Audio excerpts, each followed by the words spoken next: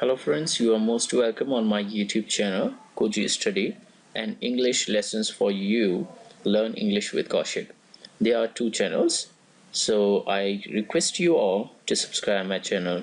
दोस्तों अगर आप मेरा चैनल सब्सक्राइब करते हैं तो आपको इस चैनल पर जो भी अपलोड वीडियो की जाएगी उसकी जानकारी इजीली आपको मिल जाएगी और आशा करता हूँ कि ये चैनल आपके लिए लाभदायक हो. So friends, please don't forget to subscribe my channel. Now enjoy the video. Hello guys, you are most welcome again on my YouTube channel Koji Study and you are with Kaushik. Today's topic is Modernism T.S. Eliot and Analysis. Here in this video we will be talking about T.S. Eliot life. T.S. Eliot works as a poet and as a classicist, and his style, diction, his metrical art and his followers we will be talking about. So T.S. Eliot is considered one of the greatest poets of 20th century. He immensely influenced English poetry.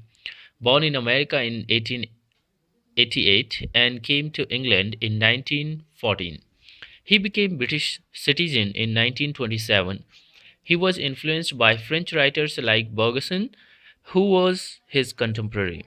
He studied philosophy in Harvard and read Indian and Sanskrit literature too. You must remember Shanti, Shanti, Shanti. Somewhere he wrote, yeah, the wasteland. And we will be talking about this later. He wrote in After Strange Gods, a year in a mazes of Patanjali metaphysics left me in a state of enlightened mystification. If you study transcendentalism, you will find it was influenced by Indian mythologies as well. Let's talk a little about his profession. He was a teacher for some time. Later, he edited The Egoist from 1917 to 1919 and later The Criterion. He was awarded Nobel Prize for Literature and Order of Merit in 1948. His first work, which got published, was Perfrog and Other Observations. This work got published in 1917 and he portrays boredom, emptiness, and pessimism. These three words are important. If you are studying modernism, try to go deep in these. So he tries to portray boredom, emptiness, and pessimism of the modern age. He used bitter, ironical, and satirical words to express his feelings in his work. Because of this work, he emerged as an original and skilled poetic craftsman.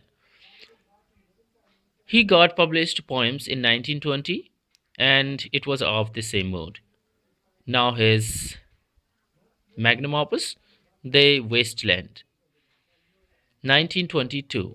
This is the masterpiece of uh, T.S. Eliot and this is considered one of the most important poetic documents of the age. It influenced the post-war generation. What Milton and Virgil did for their ages, T.S.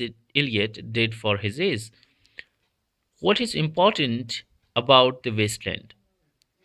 The wasteland attempts to portray the state of civilization out of which it grows, combining essentially the history of that civilization, its present condition, and its understanding of life, especially understanding of God.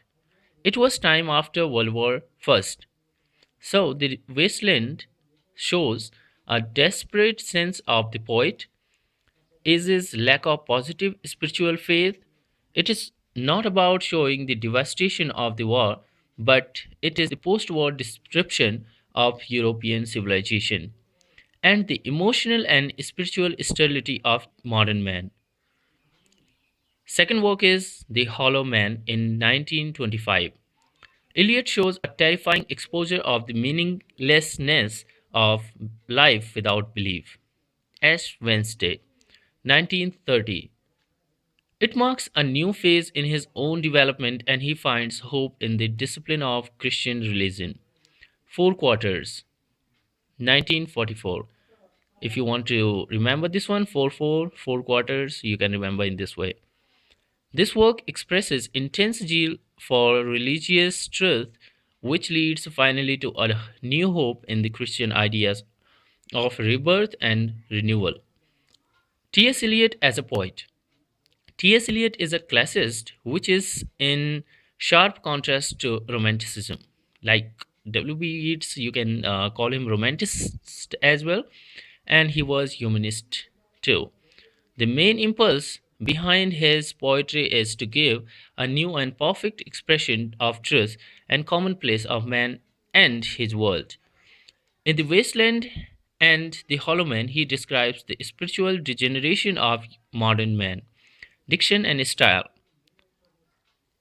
As he was classicist, so you can think that he was too much concerned about diction and style. He is one of the highest rank holder in modernist poets, not only because of his selection of subject and his theory of impersonality, but also for his invention of a new poetic style. It comprehends paradox, irony, and contrast. An example from The Hollow Man: shape without form, shape without color, paralyzed force, gesture without motion. It is an excellent use of paradox. Eliot was a profound scholar, thinker, and a product of diverse influences: literary, anthropological, philosophical impinging. Who influenced him? Elizabethan dramatists, English metaphysicals, French symbolists, and imagists. Eliot's metrical art. He was a great experimenter with words and meters. He used more than 40 meters.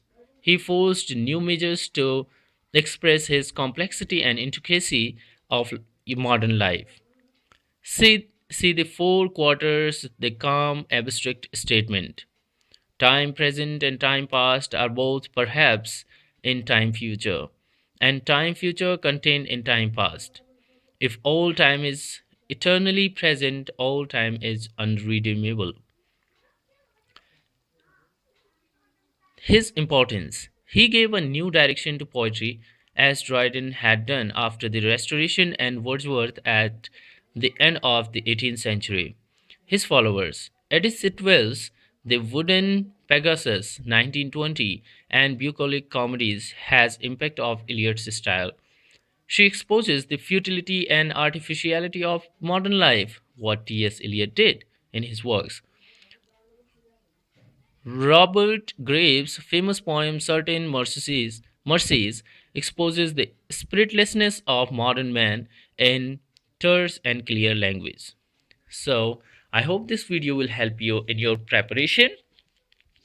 And if you like this video, don't forget to subscribe and like and comment. Bye bye. Take care. Till next video.